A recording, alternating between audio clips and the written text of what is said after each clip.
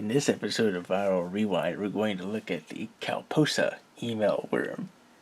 Now, before we run the worm, we're going to look at a few things first.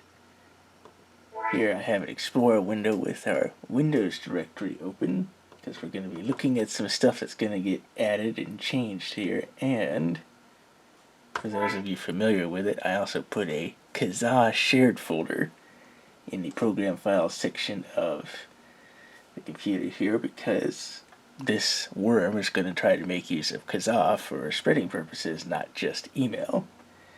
So we've got those. So let me bring this down. And here is the Calposa worm itself. Now, it would not come named like that. It would actually have a different name, which I'll mention in a minute after I run it.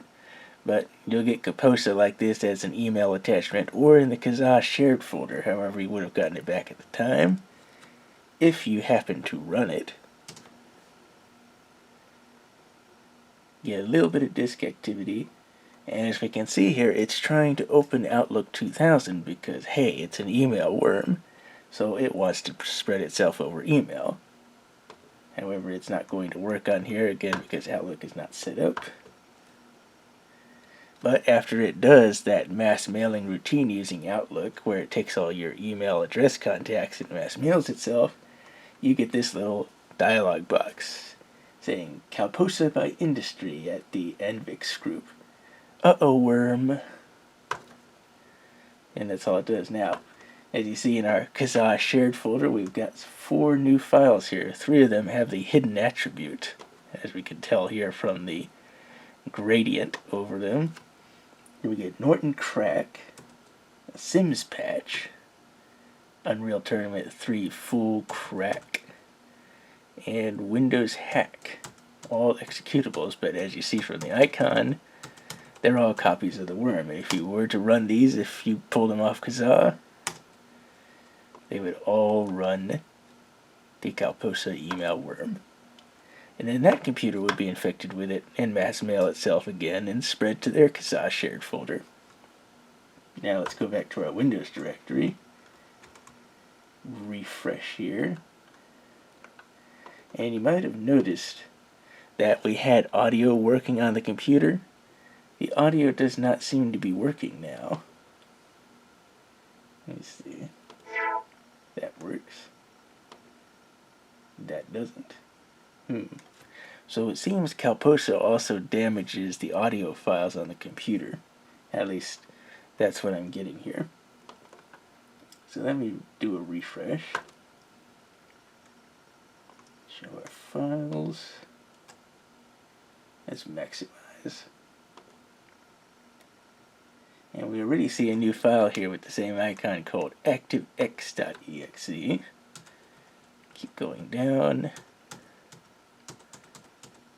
Let's see. I think I might have missed one here too already. Yeah. See, there's a hidden one here that says fuck AVs, obviously antivirus. Let's keep going. Mixer.exe is a copy of the worm. MS Word. Keep going down. A couple of others in here as well. The SCR regedit is actually replaced the original registry editor program, so if we were going to run regedit, we'd actually just be running the Calposa worm again. It's also replaced telnet, as we see there. And that's about it.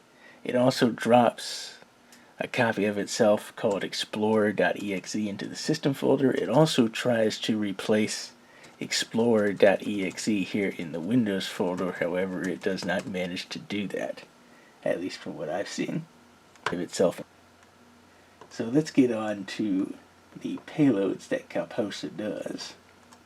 So it's got about 3 different payloads on it.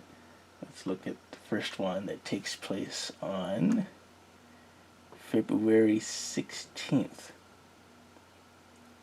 So if it's February 16th and you run this Calposa worm, We still get our same little dialog box as before, but now we have the ANVX by industry. It gives us this nice little background. Puts right on the desktop here. And if we keep running it, we'll actually put more of those same backgrounds on there. There goes the computer's fan because of the load. So February 16th, whenever you run Calposa Worm, it puts this ANVX by industry background there. And it's obviously intended for 640 by 480 resolution, and it also looks like it's meant for 16 colors because it doesn't have a lot of good detail at this 16-bit color setting. So let's go on to the next payload. So another payload it has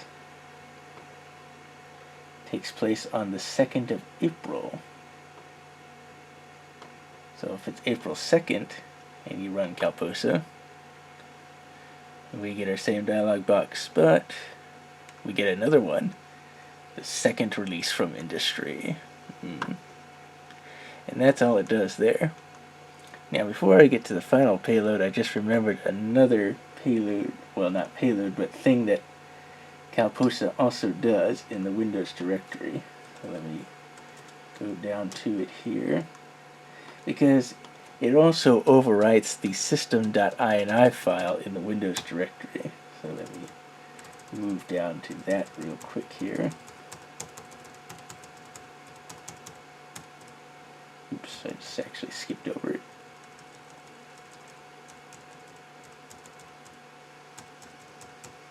There we are. Right here. If I open up System INI, you see it's overwritten System INI completely with this About section that reads, the author is industry, from the virus writing group ANVX group, that they call AUXNet. And of course the virus is ANVX Win32.Calposa. And shoutouts to Indovirus, Maniac89 Retro, Ewing, and everyone else. And then we get a little fuck all AVs. We keep you in a job, so give us a bit of slack. And to the rest, ANVX the one and only. So it overwrites the entire System INI file with this little About section. So whatever was there in System INI is no more. So before we get to the final payload, I'm going to keep the Windows directory open here, but I'm going to open a few more directories. Let's open the INF directory where all the configuration files for all the computer's hardware is stored.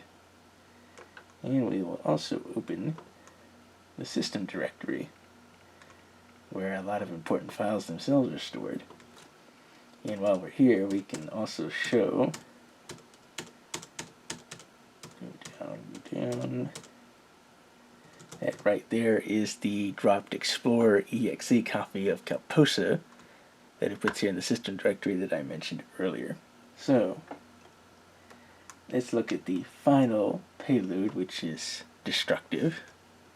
Because what fun is it without being destructive?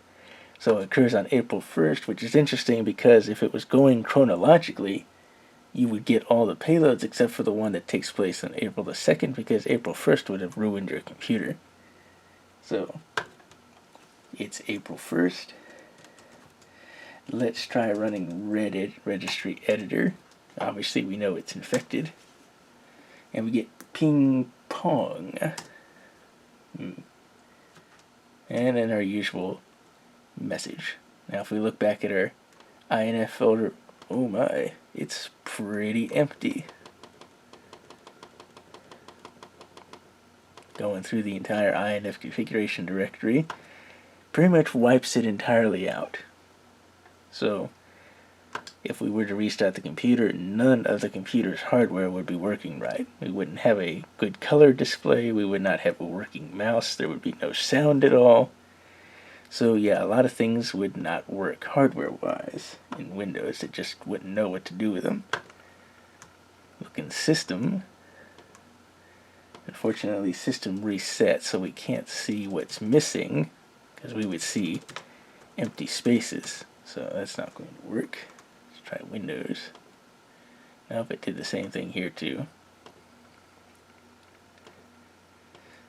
So if it hadn't reset those, there'd actually be empty spaces here because it did delete some files out of the Windows directory. In fact, let me go to the end here and look in this section. Do you see something missing? Well, if you haven't spotted it yet, Win.com is missing here. And anyone knows for the Windows 9X system, Win.com is pretty important because that's what allows it to boot into the Windows GUI here we have from DOS, especially when the computer boots up. So Calposa deletes Win.com, so your computer's not going to boot into Windows the next time you restart. And not only did it delete that, there is no autoexec.bat file here either in the root directory, so nothing that auto-launches in DOS that you configure in the autoexec.bat file is going to run. So, if you ran Calposa on the first, and you attempted to boot your computer up the following after that, you can probably guess from those deleted files we're going to run into some trouble. So restarting here.